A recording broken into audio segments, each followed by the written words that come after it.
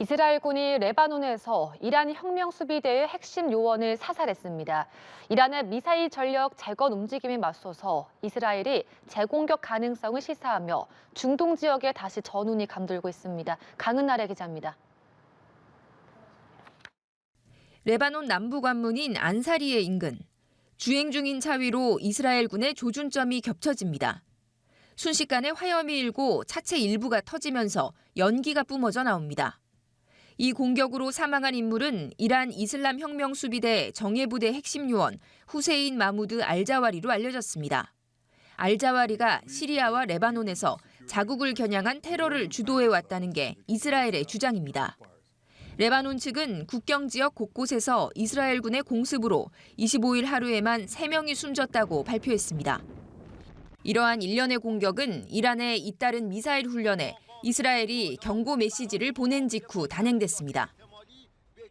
אנחנו עוקבים אחרי זה, ואנחנו עושים את ההיערכות הנדרשת. כל פעולה נגד ישראל תיענה בתגובה חריפה מאוד. 이란은 항공기 시험이라며 확대 해석을 경계했지만 지난 6월 이스라엘의 공습에도 불구하고 현재 매달 수백 기의 탄도미사일 양산이 가능한 것으로 알려졌습니다. Iran will not bow down to any pressure and intimidation, and we are not going to blackmail to the body in international field. 베냐민 네타냐후 이스라엘 총리는 오는 29일 도널드 트럼프 미국 대통령과의 정상회담에서 가자지구 평화구상 2단계 이행을 논의할 예정인데 이란에 대한 추가 군사 조치 승인도 요청할 것으로 보입니다. 트럼프 대통령의 암묵적 승인 여부가 새 중동 정세를 가를 최대 분수령이 될 것으로 보입니다. 연합뉴스 TV 강은나래입니다. 이란이 수도 테헤란을 포함한 여러 도시에서 미사일 발사 훈련을 시행했다고 현지 시간 22일 이란 반관영 파르스 통신 등 현지 언론이 보도했습니다. 로이터 통신은 이란에서 미사일 발사 훈련이 보도된 건 이번 달 초 이란 혁명수비대 해군의 훈련 이후 두 번째라고 짚었습니다. 미국 매체 악시오스는 이스라엘 관리들이 지난 주말 미국 정부에 이란 혁명수비대의 미사일 훈련이 이스라엘에 대한 공격을 준비하는 것일 수 있다고 경고했다고 소식통을 인용해 전했습니다. 베냐민 네타냐후 이스라엘 총리는 이란의 핵 활동 문제를 도널드 트럼프 미국 대통령과 논의할 것이라고 밝혔습니다. 레바논의 친이란 무장정파 헤즈볼라가 이스라엘의 전쟁 가능성을 경고하는 대형 현수막이 이란의 수도 테헤란에 걸렸습니다.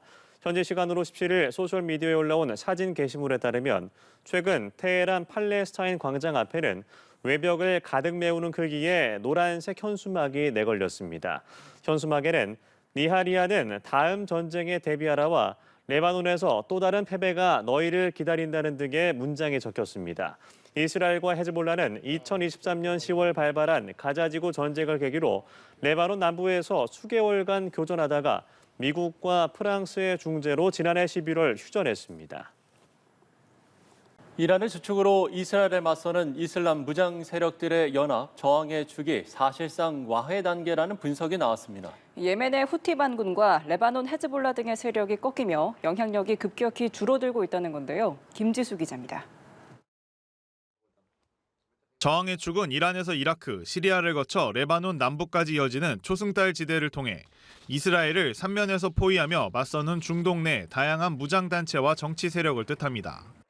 2023년 팔레스타인 가자지구 하마스와 이스라엘의 전쟁이 발발한 뒤 이란의 지원 아래 레바논 헤즈볼라와 예멘 후티 반군까지 합세해 이스라엘을 공격했지만 점차 세력이 와해 단계란 분석이 나옵니다.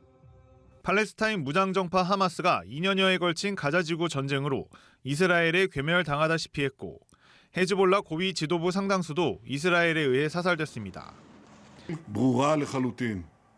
תחת הנהגתי, מדינת ישראל לא תאפשר לחיזבאללה לבנות את כוחו מחדש ולא נאפשר לו לחזור להוות איום על מדינת ישראל.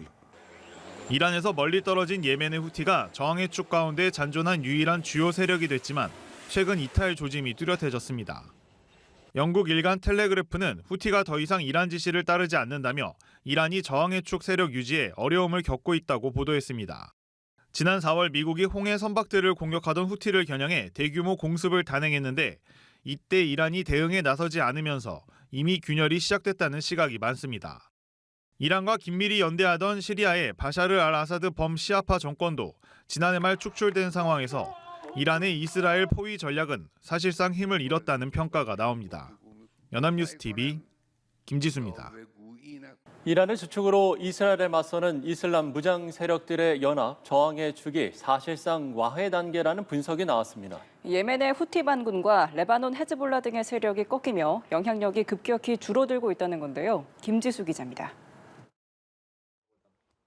저항의 축은 이란에서 이라크, 시리아를 거쳐 레바논 남부까지 이어지는 초승달 지대를 통해 이스라엘을 삼면에서 포위하며 맞서는 중동 내 다양한 무장단체와 정치 세력을 뜻합니다. 2023년 팔레스타인 가자지구 하마스와 이스라엘의 전쟁이 발발한 뒤 이란의 지원 아래 레바논 헤즈볼라와 예멘 후티 반군까지 합세해 이스라엘을 공격했지만 점차 세력이 와해 단계란 분석이 나옵니다. 팔레스타인 무장정파 하마스가 2년여에 걸친 가자지구 전쟁으로 이스라엘에 괴멸당하다시피 했고 헤즈볼라 고위 지도부 상당수도 이스라엘에 의해 사살됐습니다. ברורה לחלוטין. תחת הנהגתי, מדינת ישראל לא תאפשר לחיזבאללה לבנות את כוחו מחדש, ולא נאפשר לו לחזור להוות איום על מדינת ישראל.